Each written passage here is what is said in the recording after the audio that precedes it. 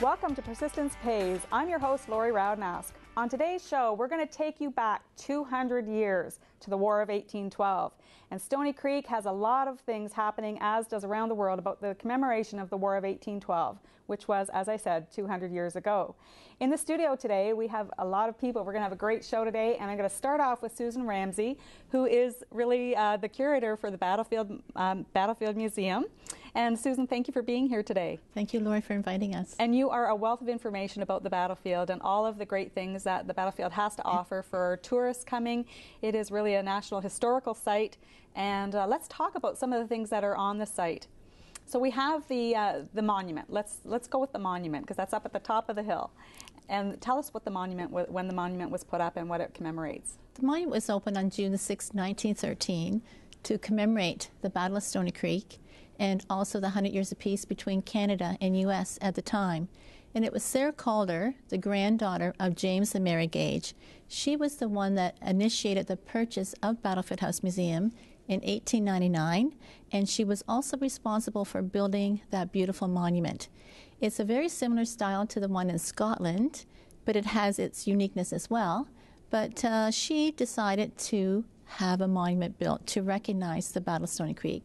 So she lobbied the federal government, she lobbied all of her friends, she sold subscriptions, they did fundraising, and finally on June the 6th, 1913, that monument was opened with wonderful grand fair. 15,000 people actually attended the opening on that particular day. Wow, that's incredible. Yes. Well, now the battlefield has a lot of land, so tell us about how much land is there. At the present time, we have about 34 acres of parkland in Battlefield Park, and that entails Battlefield House Museum, the Battlefield Monument, and it also now entails the Nash Jackson House. That was moved to the property on November the 7th, 1999. Many local residents often come to the building and say, I remember following this house down the street. And so it came to Battlefield Park with a lot of grand fair and celebrations. Actually, we had re-enactors, we had marching bands, all sorts of things brought that house down the street. And now we actually use it for administration purposes. We do rental space, we do educational programming in that building, and we also talk about the Jackson family that lived in that home for just about 200 years. Mrs. Jackson was born in that building in 1900, and she died in that building in 1906. So it definitely has a lot of history connected to Stony Creek as well. We talk about the farm. We're actually starting to put a new exhibit in the Nash Jackson House. It won't be open in time for the commemoration of this year, but we're expecting to have it open for next year. We're going to talk a little bit about the family history. We're going to talk about farming. We're going to talk also about Stony Creek and what it was like 200 years ago, and who lived there, why they lived there, that type of thing. So residents and visitors will be able to come to the Nash Jackson building and kind of learn a little bit about that little neck of the woods, as they say, and what was happening in Stony Creek from the time period of 200 years ago when Samuel Nash and Susanna Gage married, and that house was built in 1818. And there's a lot of original finishes to that building, and some of those will be revealed as people visit that wonderful exhibit that's upcoming. Oh, that's wonderful. And the Battlefield House, if you want to come and experience what the 19th century was like, going through a tour of the Battlefield House is what you would recommend. Yes, it would.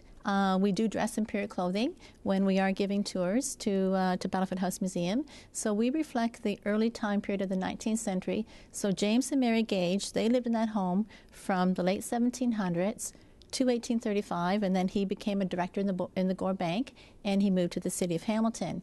But we talk about that homestead as they lived it. Him and Mary had 10 children in that building. Not exactly as it is looking like today, but it was a story and a half and then a full 2-story later on.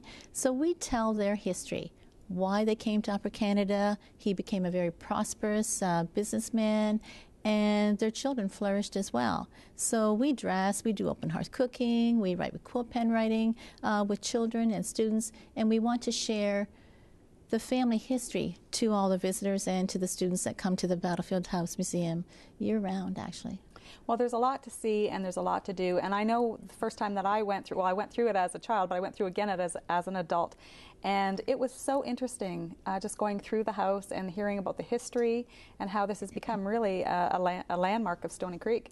Yes, it is actually a landmark, and often people tell us, you know, Battlefield House is on their GPS, and they travel near or far actually to see our site. We have a lot of Americans that visit the site. We get in this wonderful discussion about the War of 1812 and the Battle of Stony Creek, but they come to also relive their history, and they want to know, you know, did we really beat the Americans at this site? So we have that opportunity to share that history with them. And the Gage family were Americans, and so they did come up from the Hudson River. Mary Gage Sr. came with her son James and his sister, and Elizabeth actually married Major John Westbrook, moved to Brantford area, and she had 16 children. So she had a very, very large family as well. And we have her family tree in Battlefield House Museum. Wow. And it was donated to the museum on July the 1st, 1909. And it's a beautiful specimen of a family tree. So if anyone is actually doing their family tree, people do that nowadays, they should come and see the one that we have of Elizabeth Gage, because it's quite remarkable. And it's done kind of in calligraphy. Okay. And often we learn from children today, they don't know how to even write their name. So we also teach that to learn how to write with a quill pen. Great. And we try to cover all aspects of the family at that point. That's great. Well, thank you, Susan. And we're going to go to break, and we're coming back to see some people dressed in costume, and we're going to talk about the reenactment and why they go around the province to reenact. So stay with us, and we'll be right back.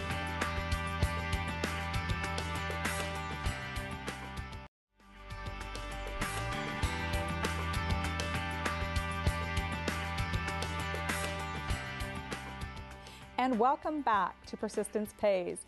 In the studio now I have Marnie Maslin and Susan Ramsey, and they are dressed in 1813 costumes and 1913 costumes.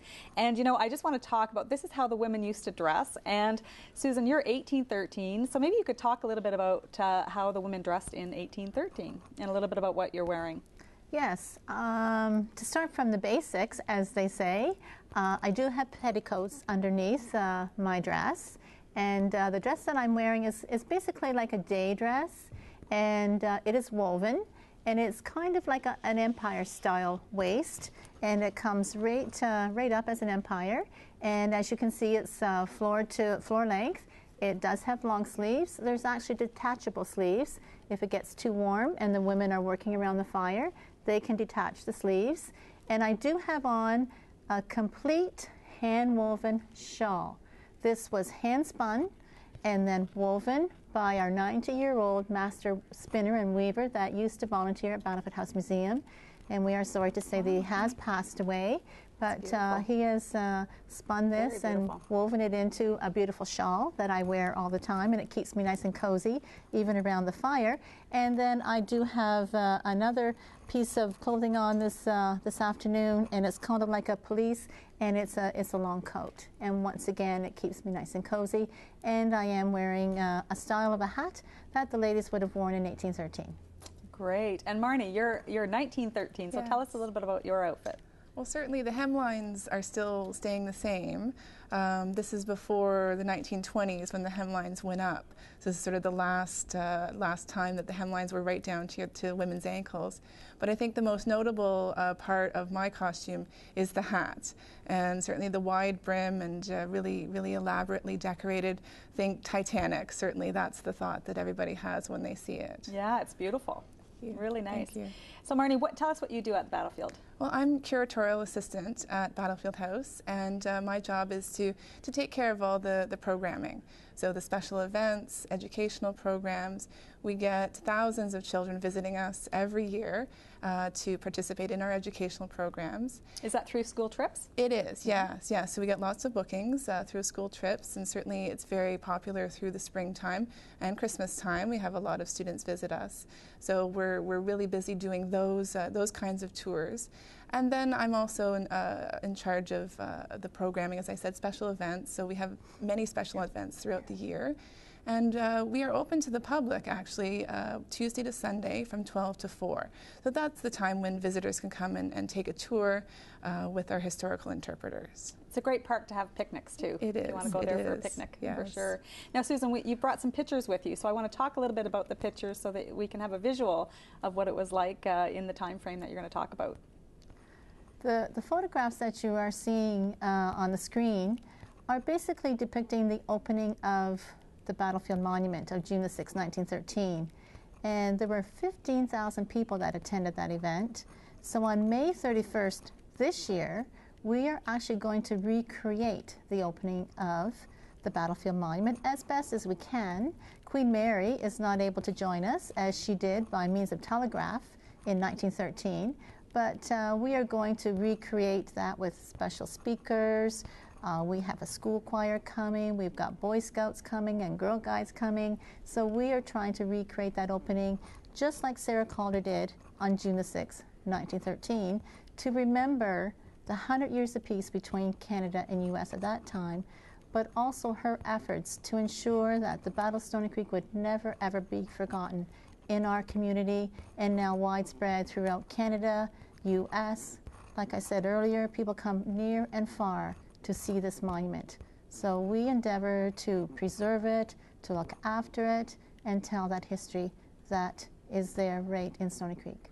Well, I think as a community we could be really proud of that. Yes. And I know when I go to the park, it's always immaculate and it's very well taken care of, and it's something to be really proud about in our community. So I think, you know, we have done, we can be proud as citizens that we have kept this Yes. landmark so beautiful. Yes. Now, one thing we didn't talk about, Susan, was the cemetery that's across the street. Yes, it's called Battlefield Cemetery at Smith's Knoll.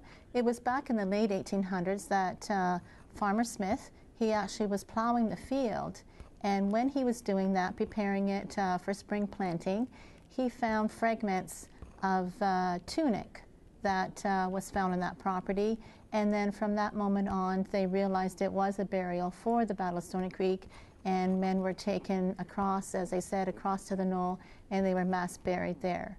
And so also, with the commemoration that's coming up very, very soon, we will be having a very special service there on Friday night, May 31st at 7 p.m. to recognize the men that gave their lives during the Battle of Stony Creek. And so we do hope a lot of local residents and visitors come to that commemoration and spend some time remembering the men that gave their lives so that we do have freedom in our country today as Canadians. Yeah, for sure. So when people come, what do you think their favorite part of the battlefield is? What do you think really draws people to come and visit the battlefield? I think it's the concept also that we recreate the Battle of Stony Creek, but I know in a child's eye, it's always that monument. We have little girls wanting to have their birthday parties there because the castle is there, and it's amazing to them, and their eyes sparkle. And I think the monument is a very, very big draw for people coming to see us. And for the little boys, it's probably climbing on those cannons. Yes, that's right. And dressing in red coat and marching around with a little musket, as we do for our birthday parties. Yeah, and the stairs going up to the monument, I know a lot of people like to go up and down those stairs for exercise too, Yes, right? yes, they do. That's Yeah, right. They yeah. often do that, yes. And how about you? What's your favorite part of the battlefield? I think personally my favorite part is just every day is different people coming, learning. It's always amazing to me when people come and say, I've lived here for 30 years and I've never come to visit, and I'm so glad I did, because now I've learned something and I can appreciate what's right in my own backyard, my history. Exactly, and a lot of people I know live right in Stony Creek and have never come through to have a tour. And really, I want to encourage our viewers to get out there and take a peek, because it is really worth it to go and see the history that's right here in our own backyard. Yeah. Great. Well, thank you both for coming in and sharing how women dressed in the 1812 and 1912 era. And I know you probably have corsets under there too. You didn't want to talk about that, but I bet you know that was something that they tied them as tight as they could in that era. And thank goodness we don't have to wear those in the year 2013. So thanks for coming in, and stay tuned. We're going to be back with some reenactors, and we're going to talk to them about why they reenact, how they travel all over the country to spread the word of the War of 1812. We'll see you in a minute.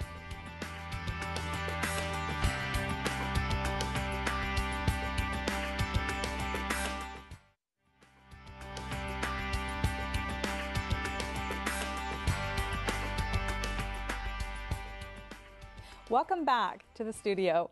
With me I have Alex Kuborovic and Lawrence Mitcher. That's correct. Great. And they are reenactors for the Battle of Stony Creek. And thank you for being here. And first we'll talk, Alex, about your outfit that you're wearing and what you are reenacting. I'm dressed as a sergeant of the 104th New Brunswick Regiment. I have my winter shako cover with me. Our regiment was famous for marching, basically in January of 1813, from New Brunswick to Kingston, overland. About 600 guys made the trek with snowshoes and greatcoats, and away they went. So as a sergeant, I have my crimson coat with regimental facings, which in this case is buff, my sash and my sword, which are representative of my rank, and then of course my gray wool trousers and everything underneath that. Okay, awesome. And how long have you been reenacting? I've been reenacting for about 12 years. I started as a volunteer over at Battlefield House Museum as a civilian, and one thing turned to another, and now I portray a sergeant in the British Army. So. That's great. And Lawrence, tell us about your outfit and how long you've been reenacting as well. Well, my uniform is that of a British private in the 104th Regiment also. My material is not the same quality as the sergeant, or the officer would also have a higher quality of material. Mine is a madder color, and the British Army paid particular attention to the expense of these items. And so I have the distinct markings of my regiment, which are the lace on the cuffs, and I also have the cross belt insignia, and a unique style of cap also. This is the summer cap. Okay, and how long have you been in reenacting? I've been 12 years. I started out quite by accident. My children were involved in programming at Battlefield House Museum, and circumstance would have it that the local group there put in an advertisement in the local newspaper. My wife said, "Oh, look at that," and I went down, tried it out, and here I am 12 years later, also a British soldier. Well, you volunteer, both of you, your service most of the summer in going to different reenactments around the province. And I know that takes a lot of time and energy away from your families and away from doing some things that you love. So why do you do it? For me, it's sort of a way to bring history out of the textbooks, out of the classroom. I mean, you can sit and read about battles and read about tactics as long as you want, but until you actually get in line with a musket in your hand and see an opposing line coming at you, and the confusion and the smoke and the noise on a battlefield, you really don't understand it. And, you know, there's no lead balls flying around, so you don't fully understand it, but you have a much better idea of, you know, what they would have gone through wearing these uniforms with the tactics of the time as they came up to an opposing line. Yeah, for sure. How about you, Lawrence? Well, there's so many benefits to the whole reenactment world, and of course, paramount, I think, is the people. Working with some very fine people, involvement at Battlefield is just such a boon to the whole circumstance.